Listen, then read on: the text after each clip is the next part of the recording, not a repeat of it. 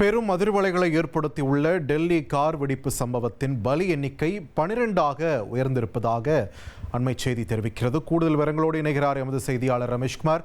ரமேஷ்குமார், வணக்கம். இப்போ பலி எண்ணிக்கை உயர்ந்திருக்கக்கூடிய நிலையில் இன்னும் எத்தனை பேர் சிகிச்சையில் இருக்கிறார்கள்? முழு விவரம் என்ன? டெல்லி செங்கோட்டைக்கு வெளியே நேற்று நடைபெற்ற கார் வெடிப்பு சம்பவத்தில் உயிரிழந்தோரின் எண்ணிக்கை தற்போதைய நிலவரப்படி 12ஆக அதிகரித்திருக்கிறது. நேற்றைய தினமே ஒரு 13 பேர் வரை உயிரிழந்ததாக அதிகாரப்பூர்வமற்ற முறையில் தகவல் வெளியானது.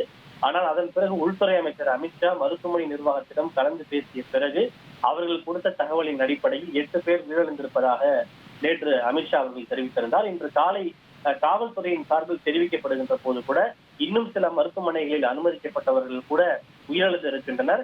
அவற்றையெல்லாம் தொகுத்த பிறகு உயிரிழப்பு குறித்த உறுதியான எண்ணிக்கையை நாங்கள் தெரிவிப்போம் என்று காவல்துறை இன்று காலை தெரிவித்திருந்தது. இந்த நிலையில்தான் இந்த சம்பவத்தில் உயிரிழந்தோரின் எண்ணிக்கை 12ஆக அதிகரித்துள்ளது என காவல்துறையின் சார்பில் தெரிவிக்கப்பட்டிருக்கிறது. இந்த உயிரிழந்தவர்களில் தற்போது வரை 2 பேருடைய உடல்கள் மட்டுமே அடையாளம் காணப்பட்டிருப்பதாக கூறப்படுகிறது. ஏனென்றால் பலருடைய உடல்கள் தீயில் அடையாளம் காண முடியாத அளவுக்கு கருகி போய் இருப்பதால் அவர்களை அடையாளம் காண்பதில் தொடர்ந்து சிக்கல் நீடிக்கிறது.